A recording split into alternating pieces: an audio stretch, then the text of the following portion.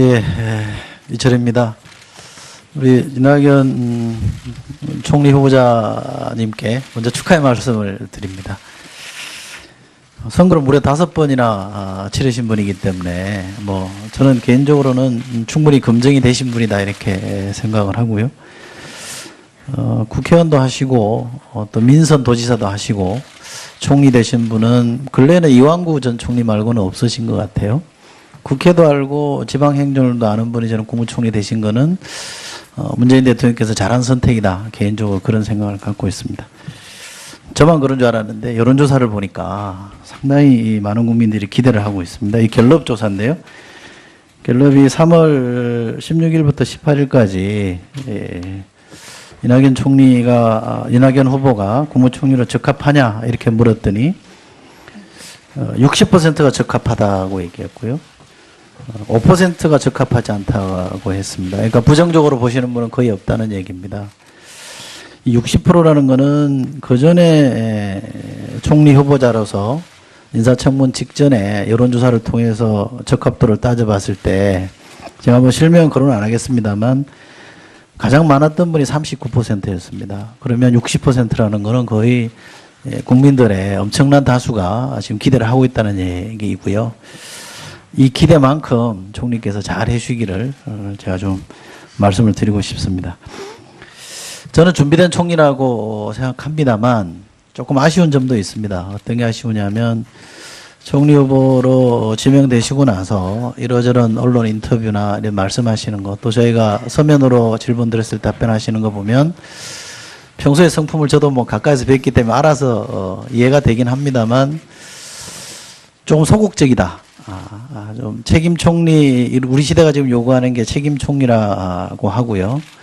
대통령께서도 책임 총리라는 언급을 하셨기 때문에 책임 총리의 위상에 맞는 말씀이나 행보에 비춰보자면 조금 소극적이다 이런 느낌이 듭니다. 물론 인사청문 절차가 끝나고 국회 인준이 되고 나서 활발하게 하시는 게 맞다 이렇게 판단하실 수도 있습니다만 개인적으로는 좀 아쉽다라는 측면이 하나 있고요.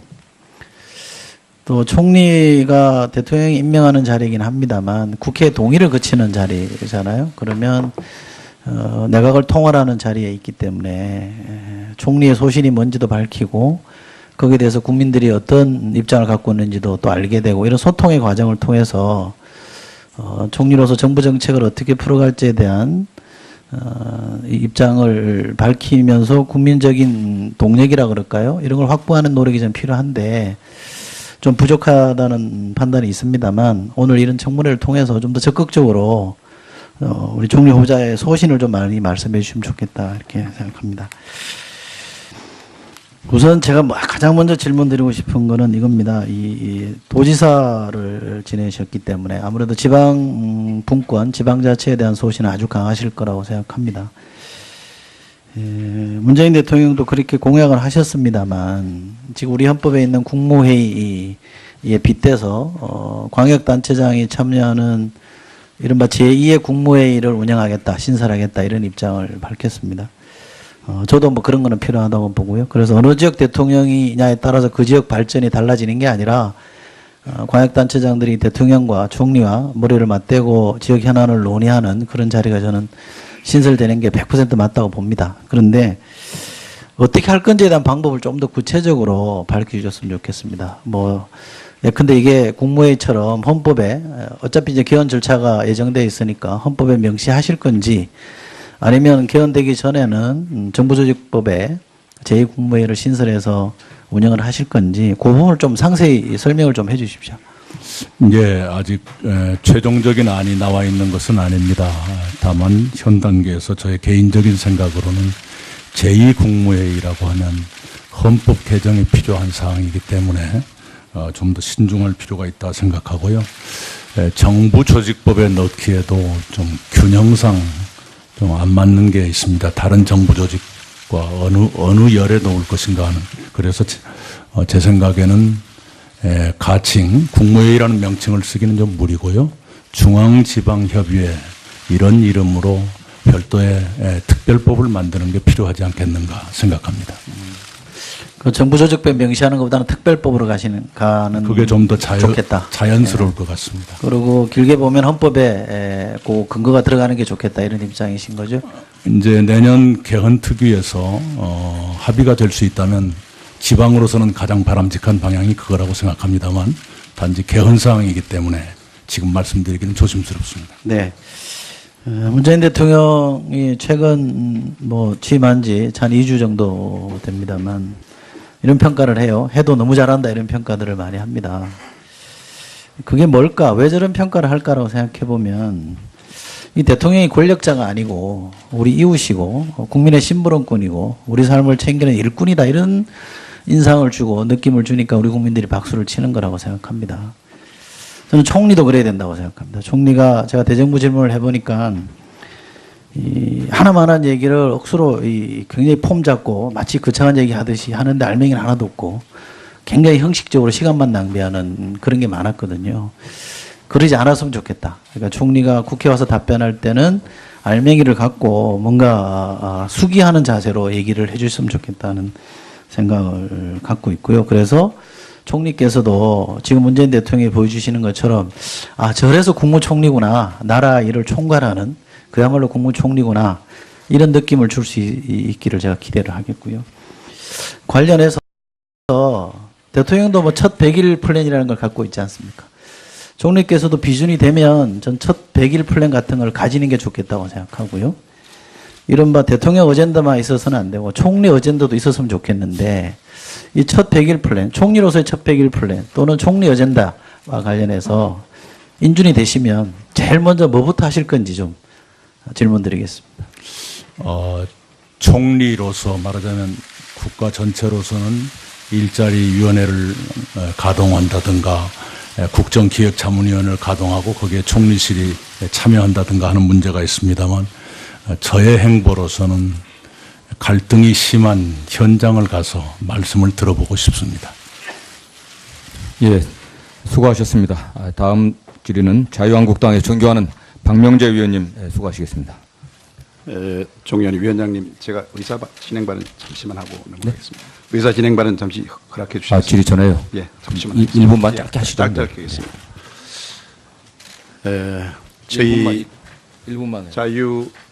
자유한국당 청문위원들은 좋은 청문회가 좋은 총리를 탄생한다는 일념하에 이 성실히 임하고 있습니다만 좋은 청문회는 정확한 자료의 바탕 위에서 제공된 바탕 위에서 정확한 검증을 통해서 이루어집니다.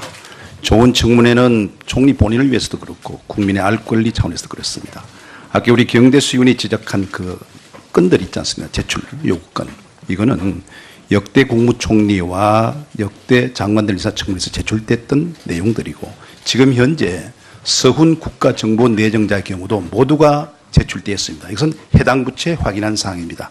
따라서 이 문제에 대해서는 후보자께서 사실 저희들이 이게 지금 청문회에 참석하느냐 하는 왈가왈부가 있었습니다만 저희들이 대성적 차원에서 발목잡기 차원이 아니다 해서 저희들이 들어왔습니다. 그래서 꼭 제출해 주시길 부탁을 드립니다. 네. 이제 질문을 하도록 하겠습니다. 포항남 울릉 독도가 지역구인 박명기 의원입니다. 먼저 새 정부의 초대 총리 후보자로 내정된 것을 축하드립니다. 후보자님 그 가정이 어려우면 현철을 생각하고 갑인 현사처 또 나라가 어지러우면 어진 재상을 생각한다. 국난사 양상이라는 말이 있습니다. 그런데 그 재상도 자기를 임명한 군주만을 위해서 일하는 충신이 있고 그리고 나라를 위해서 일하는 상신이 있고 역사를 생각하면서 일하는 양신이 있다 그럽니다.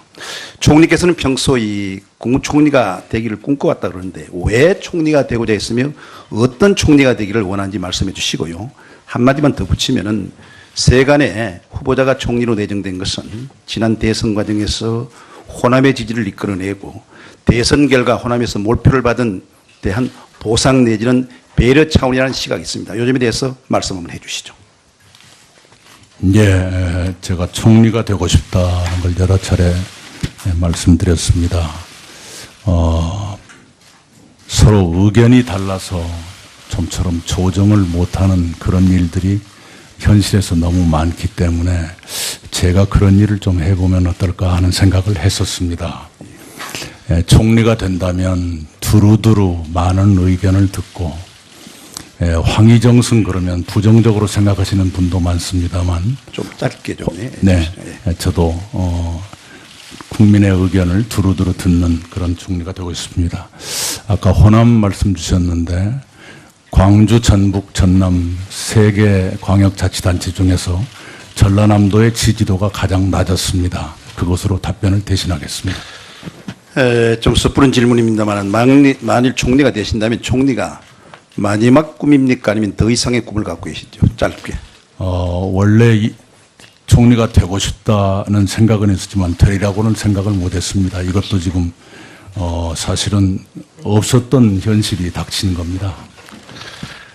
저는 이틀간에 걸쳐서 총리의 국가간 간보관 그리고 이 책임 총리로서 역할과 능력 그리고 도덕성 검증 이런 순을 진행하겠습니다.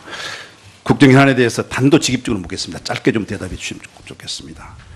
지금 문재인 정부가 출범해서 대화 제스처를 보이는데도 북한이 2차례에 걸쳐서 보란듯이 탄도미사일을 발사했습니다. 이 상황 속에서 후보자께서는 사드 배치 반대합니까? 찬성합니까? 반대한다면 철수 중단 또는 비준 동의를 받아야 생각합니까? 네, 사드 문제는 국회의 의사표시 또 여러 가지 절차가 필요하기 때문에 총리 후보자가 찬반을 말하는 것은 주제넘은 일이다 이렇게 생각합니다. 찬반에 아주 그런 의사도 정립이 안 돼 있다. 국방부를 총괄하게 되는데요. 행정mak부를 총괄하게 되는데 총리 후보자께서는 북한을 주적이라고 생각하십니까?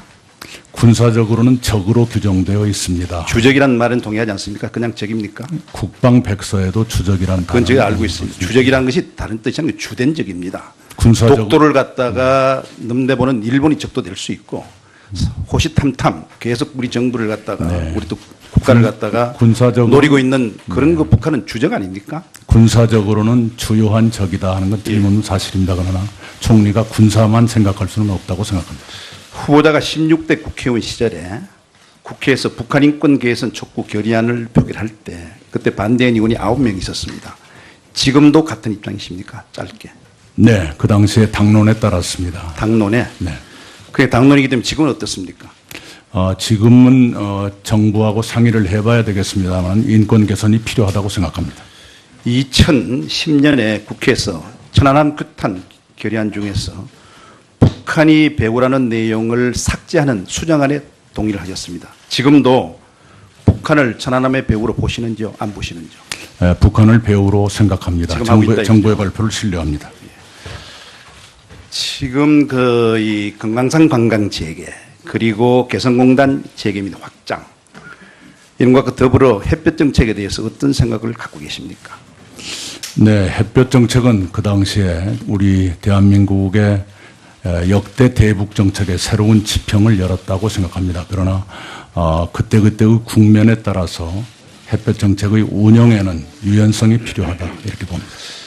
후보자님, 제가 이 첫 질문이 질문에 대해서 좀 짧게 하고 다음부터는 좀 시간을 드리도록 네, 하겠습니다. 주의하겠습니다. 지금 새 정부가 세월호 사건, 정윤회 문건 사건 4대강 사업에 대해서 재감사 내지는 재수사를 하겠다 하고 있습니다. 사실 이 사건들은 법적 절차와 법적 판단, 감사원 감사가 종료된 사안이거든요. 우리가 말하는 일사부재의 원칙에도 반하고 정권 초기에 새로운 갈등과 분열을 일으키고 또 여러 가지 북핵 문제, 경제 문제 등 중요한 국정 우선순위를 보더라도 타당하지 않다는 그런 지적이 있고요. 그렇습니다. 새 정부가 내세우는 소위 그 적폐청산, 이 잘못된 제도 법구 간행 문화 부조리를 갖다가 해야 되겠죠. 그러나 지금 보게 되면 전 정부의 정책 청산 내지는 정책 지우기, 심지어는 정치 감사 내지 보복 청산의 인상이 짙다는 일각의 지적이 있습니다. 여기에 대해서 말씀해 주시고, 만약에 이런 적폐 청산이 선례가 된다면 다음에 5년 후에 새로운 또 정부가 들어서게 된다면 또 이런 기구를 만들겠다는 말씀하신다 한다면은 이것이 정상의 비정상합니까? 비정상의 정상합니까? 어떤 생각을 하고 계신지요? 네, 정부의 연속성은 존중돼야 합니다. 그러나 많은 국민이 문제가 남아있다고 생각하신다면 그것을 깨끗하게 정리하는 것이 정부의 의무일 수 있다 이렇게 봅니다. 지금 대통령 취임 3주째인데요. 지금 국정역사교과서 폐지, 그리고 비행유적 철폐, 세월호 교사의 그 순직 처리 인정, 임을 위한 행진곡, 이틀이 멀다 하고 1, 2, 3, 4, 5, 6호까지 지시가 나오고 있는데, 이 대통령이 이 지시를 내릴 때 내각의 협의라든지 당정 간의 협의라든지 야당과의 그 협의는 차차고라도 이렇게 정책적 검토 지시가 아닌 일방적 지시를 내려서 독주하고 있다, 일방적이다 이런 얘기를 하고 있거든요. 만일 총리가 되신다면 대통령께 건의해서 이런 지시는 내각에 좀 해주십시오 하고 건의할 용의가 있으신지요? 네, 내각이 하는 것이 더 적합한 일이라면 그렇게 건의를 드리겠습니다. 예, 박명재 의원님 수고하셨습니다. 예, 이철입니다. 우리 이낙연 총리 후보자님께 먼저 축하의 말씀을 드립니다. 선거를 무려 5번이나 치르신 분이기 때문에 뭐 저는 개인적으로는 충분히 검증이 되신 분이다 이렇게 생각을 하고요. 국회의원도 하시고 또 민선 도지사도 하시고 총리 되신 분은 근래에는 이완구 전 총리 말고는 없으신 것 같아요. 국회도 알고 지방행정을도 아는 분이 저는 국무총리 되신 거는 문재인 대통령께서 잘한 선택이다. 개인적으로 그런 생각을 갖고 있습니다. 저만 그런 줄 알았는데 여론조사를 보니까 상당히 많은 국민들이 기대를 하고 있습니다. 이 갤럽 조사인데요. 갤럽이 3월 16일부터 18일까지 이낙연 후보가 국무총리로 적합하냐 이렇게 물었더니 60다만 조금 소극적이다. 좀 책임 총리, 우리 시대가 지금 요구하는 게 책임 총리라고 하고요. 대통령께서도 책임 총리라는 언급을 하셨기 때문에 책임 총리의 위상에 맞는 말씀이나 행보에 비춰보자면 조금 소극적이다 이런 느낌이 듭니다. 물론 이제 인사청문 절차가 끝나고 국회 인준이 되고 나서 활발하게 하시는 게 맞다 이렇게 판단하실 수도 있습니다만 개인적으로는 좀 아쉽다라는 측면이 하나 있고요. 또 총리가 대통령이 임명하는 자리이긴 합니다만 국회 동의를 거치는 자리잖아요. 그러면 내각을 통할하는 자리에 있기 때문에 총리의 소신이 뭔지도 밝히고 거기에 대해서 국민들이 어떤 입장을 갖고 있는지도 또 알게 되고 이런 소통의 과정을 통해서 총리로서 정부 정책을 어떻게 풀어갈지에 대한 저는 신설되는 게 100% 맞다고 봅니다. 그런데 어떻게 할 건지에 대한 방법을 좀 더 구체적으로 밝혀주셨으면 좋겠습니다. 근데 이게 국무회의처럼 헌법에 어차피 이제 개헌 절차가 예정되어 있으니까 헌법에 명시하실 건지 아니면 개헌되기 전에는 정부조직법에 제2국무회의를 신설해서 운영을 하실 건지 그 부분을 좀 상세히 설명을 좀 해 주십시오. 예, 아직 최종적인 안이 나와 있는 것은 아닙니다. 다만 현 단계에서 저의 개인적인 생각으로는 제2국무회의라고 하면 헌법 개정이 필요한 사항이기 때문에 좀 더 신중할 필요가 있다 생각하고요. 정부 조직법에 넣기에도 좀 균형상 좀 안 맞는 게 있습니다. 다른 정부 조직과 어느 열에 놓을 것인가 하는. 그래서 제 생각에는 가칭 국무회의라는 명칭을 쓰기는 좀 무리고요. 중앙지 입장을 밝히면서 국민적인 동력이라 그럴까요? 이런 걸 확보하는 노력이 좀 필요한데 좀 부족하다는 판단이 있습니다만 오늘 이런 청문회를 통해서 좀 더 적극적으로 우리 총리 후보자의 소신을 좀 많이 말씀해 주시면 좋겠다 이렇게 생각합니다. 우선 제가 가장 먼저 질문드리고 싶은 거는 이겁니다. 이 도지사를 지내셨기 때문에 아무래도 지방 분권, 지방자치에 대한 소신은 아주 강하실 거라고 생각합니다. 문재인 대통령도 그렇게 공약을 하셨습니다만 지금 우리 헌법에 있는 국무회의에 빗대서 광역단체장이 참여하는 이른바 제2의 국무회의를 운영하겠다, 신설하겠다 이런 입장을 밝혔습니다. 저도 그런 거는 필요하다고 보고요. 그래서 어느 지역 대통령이냐에 따라서 그 지역 발전이 달라지는 게 아니라 광역단체장들이 대통령과 총리와 머리를 맞대고 지역 현안을 논의하는 그런 자리가 5%가 적합하다고 얘기했고요. 5%가 적합하지 않다고 했습니다. 그러니까 부정적으로 보시는 분은 거의 없다는 얘기입니다. 이 60%라는 거는 그 전에 총리 후보자로서 인사청문 직전에 여론조사를 통해서 적합도를 따져봤을 때 제가 뭐 실명 거론 안 하겠습니다만 가장 많았던 분이 39%였습니다. 그러면 60%라는 거는 거의 국민들의 엄청난 다수가 지금 기대를 하고 있다는 얘기이고요. 이 기대만큼 총리께서 잘 해주시기를 제가 좀 말씀을 드리고 싶습니다. 저는 준비된 총리라고 생각합니다만 조금 아쉬운 점도 있습니다. 어떤 게 아쉬우냐면 총리 후보로 지명되시고 나서 이러저런 언론 인터뷰나 이런 말씀하시는 것, 또 저희가 서면으로 질문 드렸을 때 답변하시는 거 보면 평소에 성품을 저도 뭐 가까이서 뵀기 때문에 알아서 이해가 되긴 합니다.